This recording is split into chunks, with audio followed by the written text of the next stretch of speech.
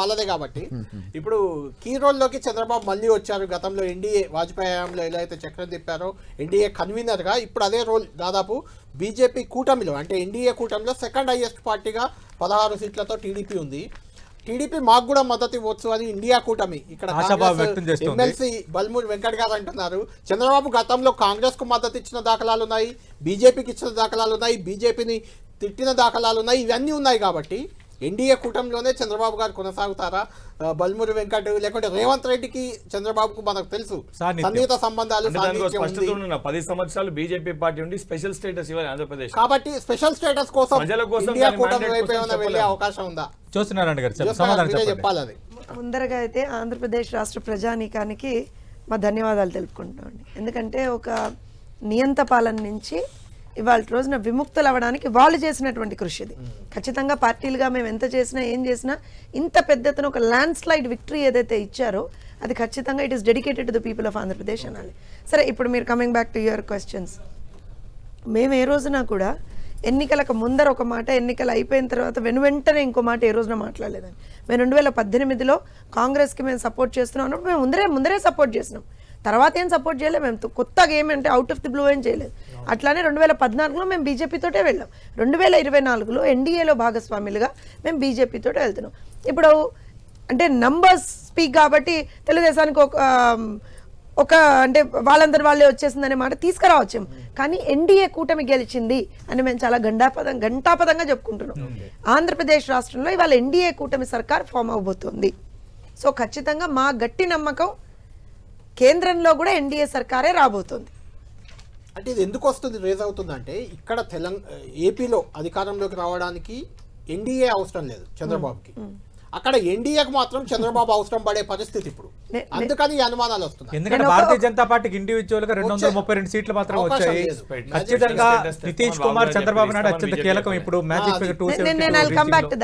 దానికి ఇంకొక రీజన్ ఏంటంటే గతంలో మీరు ఎన్డీఏకు దూరం అయినప్పుడు కూడా మీరు చెప్పింది ఏంటంటే స్పెషల్ స్టేటస్ ఇవ్వలేదు కాబట్టి బయటకు వచ్చామని. ఇప్పుడు కూడా ఎన్డీఏ ఇవ్వకపోయినా ఇమీడియట్ కాకపోయినా రేపు ఎన్డీఏ స్పెషల్ స్టేటస్ ఇవ్వదు, అప్పుడు ఇండియా కూటమితో వెళ్తారా? అలాంటి అవకాశం నేను ఒక విషయం చెప్తానండి, నిజంగా కూడా issue for that particular elections ఈసారి తెలుగుదేశం పార్టీ కావచ్చు, ఎన్డీఏ కావచ్చు, మేము ప్రజల్లోకి వెళ్ళినప్పుడు అసలు స్పెషల్ ఒక్క నిమిషం sir let me complete special category status అనేటువంటి దాన్ని మేము అసలు ఎందుకనంటే ఆల్రెడీ 10 సంవత్సరాలు అయిపోయింది, రాష్ట్రం విభజించబడి 10 సంవత్సరాలు అయిపోయింది. రీఆర్గనైజేషన్ యాక్ట్కి సంబంధించి కూడా వ్యాలిడిటీ అనేటువంటిది మనం ఎక్కడ మాట్లాడుతున్నామో చూడాలి.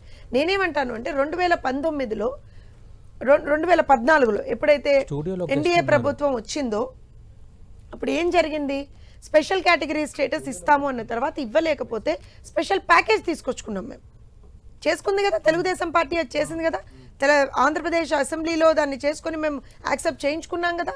తర్వాత ఆ ఇంప్లిమెంటేషన్లో ఎక్కడైతే కొంచెం డిఫరెన్స్ వచ్చిందో మీరు ప్యాకేజ్ కరెక్ట్గా ఇవ్వట్లేదు కాబట్టి let's go back to it's not that ఏంటంటే మేము సెపరేట్గా అవుట్ ఆఫ్ ది బ్లూ తీసుకొచ్చి మళ్ళీ పెట్టలే, మీరు అది సరిగ్గా చెయ్యలేదు కాబట్టి let's go back to demand of special status అని పెట్టాం. మేము పెట్టిన తర్వాత నిజంగా కూడా మాట్లాడితే ట్రంప్ కార్డు తీసుకొని special category status Trump card తీసుకొని వచ్చినటువంటి జగన్మోహన్ రెడ్డి గారు 5 సంవత్సరాల్లో దాన్ని ఏం నెరవేర్చలేకపోయారు కదా.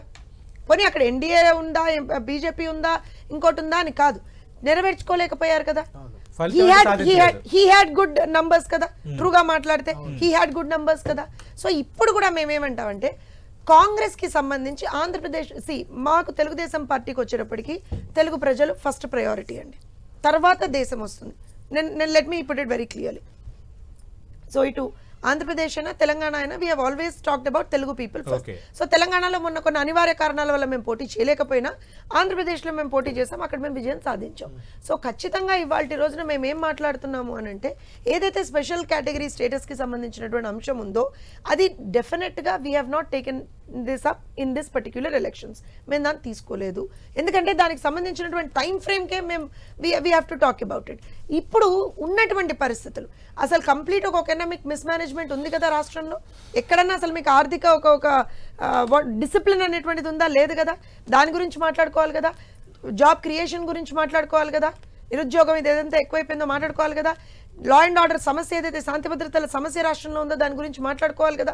ఇవన్నీ మనం సెట్ రైట్ చేసుకుని ఒక బ్రాండ్ ఏదైతే చంద్రబాబు నాయుడు గారికి అలానే ఆల్ సడ్ అండ్ డన్ ఎన్డీఏకి ఉందో ఆ బ్రాండ్ ద్వారా రేపు పొద్దున ఇన్వెస్ట్మెంట్స్ వస్తాయి అనేటువంటి దీంతో ఉన్నాం.